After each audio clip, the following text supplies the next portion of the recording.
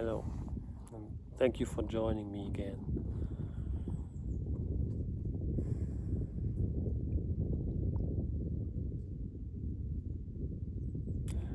I didn't record a video in the last few days because I didn't really know what I would want to talk about. There was just too much on my mind to really have a clear topic that I was confident enough to talk about for a few minutes. And I'm not sure if I have that now, but nevertheless, I'm just going to share what's on my mind right now and what's happening in my life or what has happened.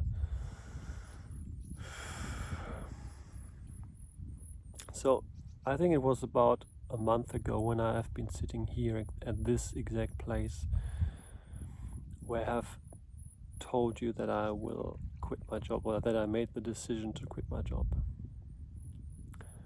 And I waited 2 more weeks until I handed in my notice, and then I had to wait to work for 2 more weeks because I have a notice period of 2 weeks. And yeah, on Thursday was my last day of work, so that was 3 days ago. So today is Sunday.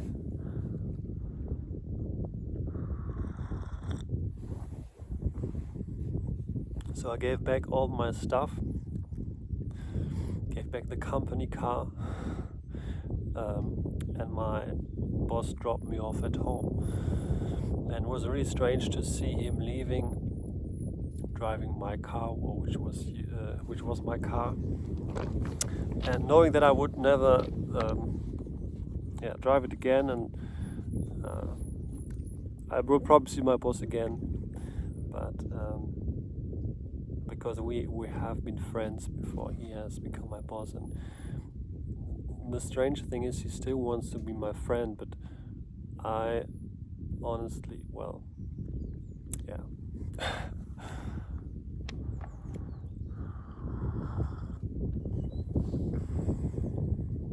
So I had to say a lot of no's during the last few weeks.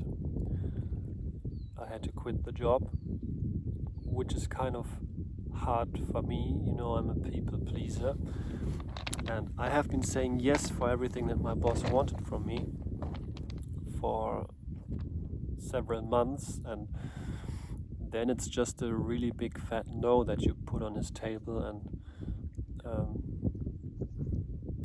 but I left the office pretty quickly and said him that I would work from home, and he was okay with that. I think he needed to think about what just happened, and but the next day he was already fine again. So but then he wanted me to fly to China with him,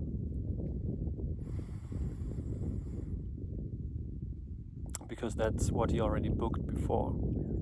And he said, well, you can come as my friend and just be private, but I think you can't really separate it from one from the other.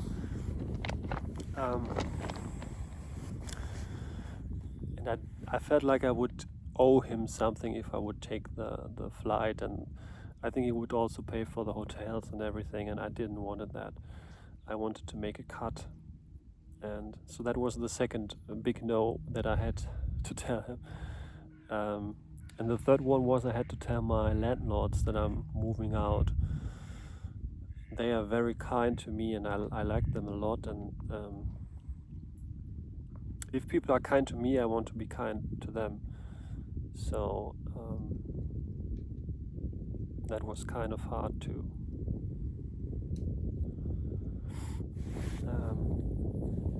But I managed to do it, and after having done that, I felt very much relieved, because everything was just much more in alignment with myself. During the last few months of working at my job, I felt like I was lying every day, because I was pretending that I liked the job, which I didn't at all. And I had to say yes to every idea that my boss came up with, and I was just knowing in my heart that I'm not at the right place, and I was pretending to be, and that really hurt me a lot. So yeah, being out of that place is really a lot of relief to me, even though maybe you don't see it expressed in my face yet, but it is. And also telling my landlords that I'm moving out. So the strange thing was, I'm going to tell you this story quickly. My brother was with me here. He stayed for 2 weeks, and we have been skiing together. And one night I was talking to our mother on the phone, and I normally don't put the phone on speaker mode because the place where I'm living, it's not that the neighbors, which are my landlords, can hear everything, but there's one door basically in the living room that opens up to their stair way. So they come in there and they just go up the stairs, and they are in their place. And when they are just taking off their shoes or coming in, and they could hear pretty much what I'm talking, because there's just a normal door in between which is locked. But yeah, you can hear pretty much everything. So when the kids are going to school and they say goodbye, mom, I can hear it. Or if they're coming home after school. Yeah, so I assume that they can hear me too.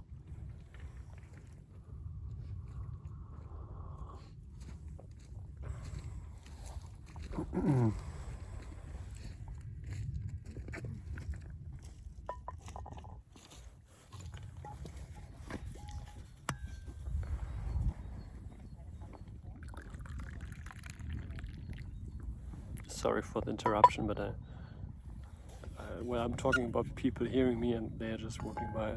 Maybe I should get more comfortable with that. Yeah, but the thing is, they could hear me when they are down there, and I don't put my phone on speaker mode, because when you're on the phone you don't realize that someone is there and they could hear. I like to have my earpods in anyway, and yeah, so it happened to be that my phone was on speaker mode because Robert, my brother, wanted to hear too, and wanted to talk to my mother too. And it was shortly after I quit the job, and I knew I had to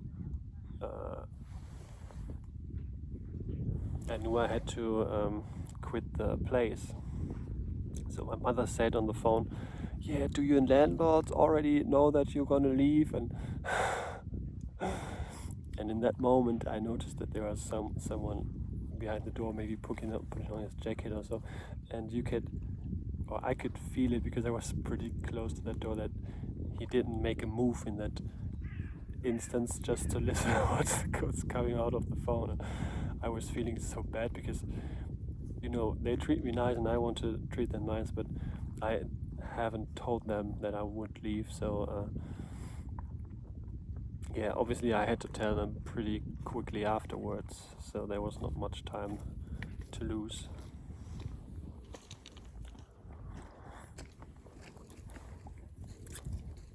And the funny thing is also, maybe a week or two before that instance, I asked my landlord, we should do a bonfire again in your garden, because that's what we used to do every once in a while. And I bought wood for that, and I told him that, he must have seen that the wood was there, so we could have done the bonfire already a week before or so. But interestingly, the day after, he must have heard that I'm gonna leave. He asked me on WhatsApp, shall we do a bonfire maybe? So I guess he noticed, or he knew that there was something to talk about. And well, on that next day, when we did the bonfire, I told them that I quit the job and I'm probably gonna leave. And I got a lot of, they sent me a lot of job opportunities on WhatsApp the next day because they wanted me to stay, but I knew that I wanted to quit, because at this place, last time I told you that I'm going back to my grandmother's place because I want to care a bit about them, spend some time with them, and also want to reduce my costs of living, because I still don't really know what I want to do. Yeah, but that was kind of a struggle. So that was one pretty stressful week for me. And also, when you quit your job and you still have to work a week or two or a month, I don't know how long, it's always so awkward, because you're not really part of the company anymore. Your boss doesn't want you to know everything anymore, but you still have to do your job somehow. And so I was just waiting for the 2 weeks to pass so that I can really get out there. And so that happened a few days ago. So I'm free now, but I also don't really have an income, which is strange. I have been at this place not having an income and not really knowing what to do before in my life, but the older you get, I would say, the more unusual it is. So if you're just leaving school, it's okay to not have a job and not knowing what to do. But if you're close to 40, everyone expects you to have a family, to have a job, to know what the next 30 years of your life will look like. And I just don't have any idea really. So I told you I want to go on the way of St. James, which is I think the third or one of the most important pilgrim ways in the world, and it's 850 kilometers.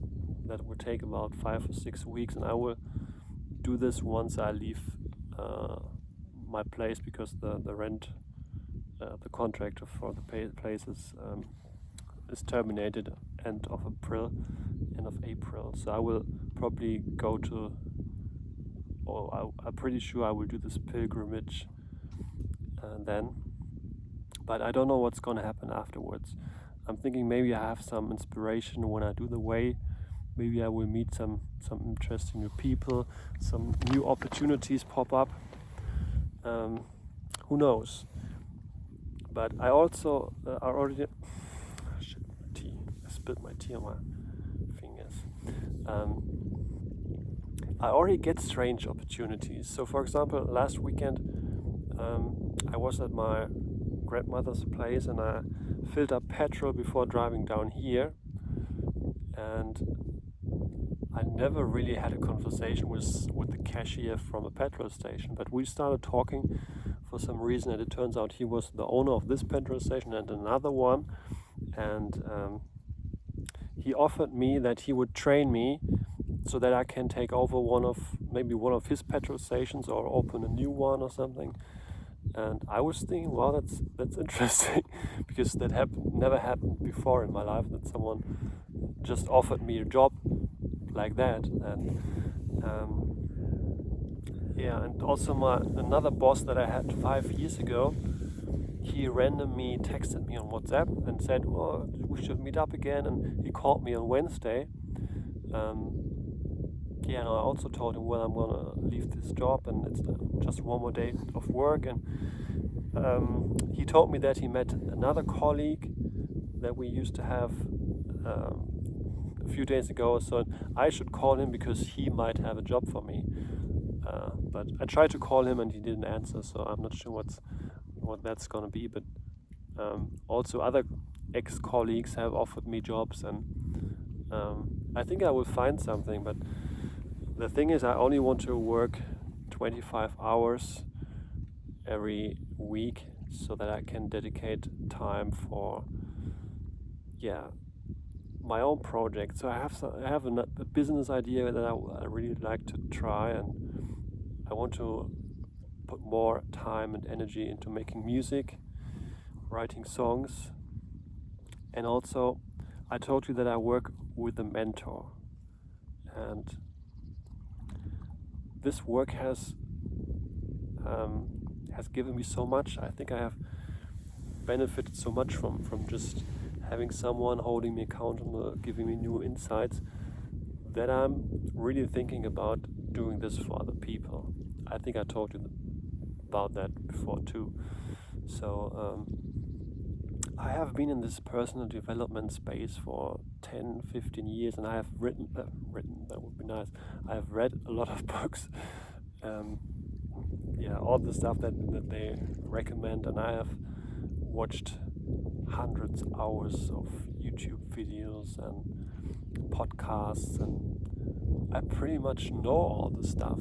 But it's a difference if you have someone really pointing you to the things that are important to you right now. Because how many, well, you know it for yourself, how many hours have you watched this stuff? But you hear it, you listen to it, but you forget it afterwards. And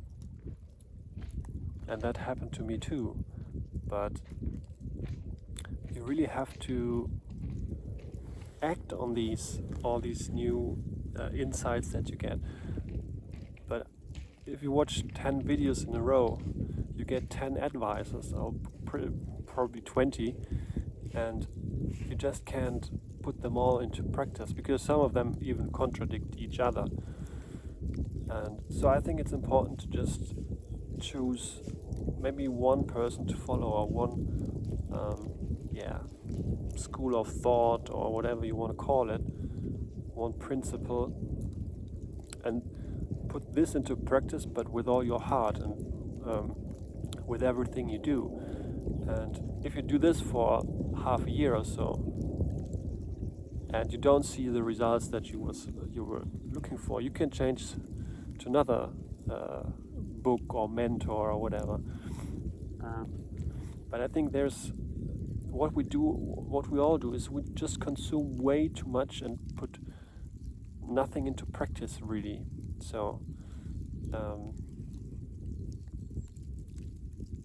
I think it's really helpful to have someone to really point out the essential parts and really hold you accountable. And that's what a coach or a mentor is doing for you. And I notice how helpful it is, and I would like to offer this to other people too. So I'm not sure if I'm ready to do this right out of the bat, or if I should go and take a counseling course or something.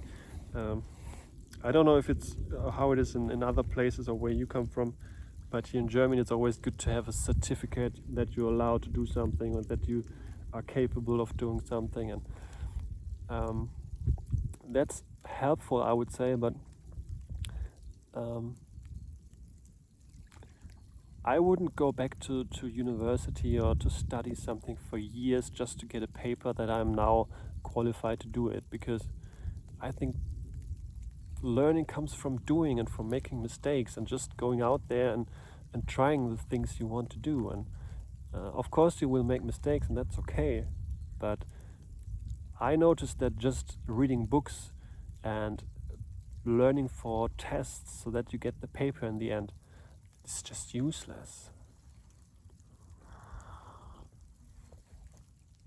I would say 90% of what I learned at university is just, I never used it. Of course, you learn soft skills, you learn to organize yourself, you learn how to learn, but in the end, you don't want to learn how to learn, you want to learn something about the topic and apply it in practice. And that's not really what I learned when I was at uni. So my mentor, Fabian, he always says, when the student is ready, the teacher appears. And also when the teacher is ready, the student appears. So maybe I'm just not ready yet, but I'm still waiting for the first student. And maybe if you feel like you're this first student, you can reach out to me. I will put my email in the description. And I wouldn't charge you, just to see how it goes. Yeah.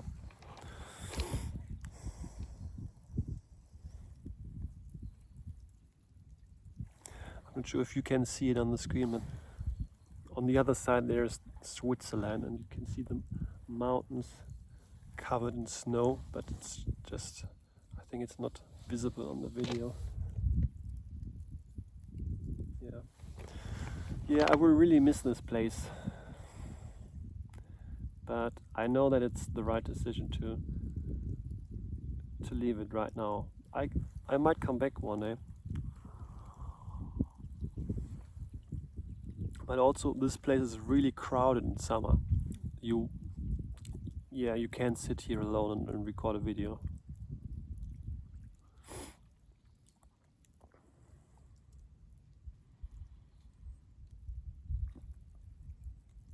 Yeah, I think I'm gonna leave it with that. If you feel called to be my first student or client or whatever, reach out to me. And if you have something else to say, you can also reach out to me. I'm always looking to connect with like-minded people and to see where it goes. Yeah. All right. I wish you a wonderful day and talk to you soon.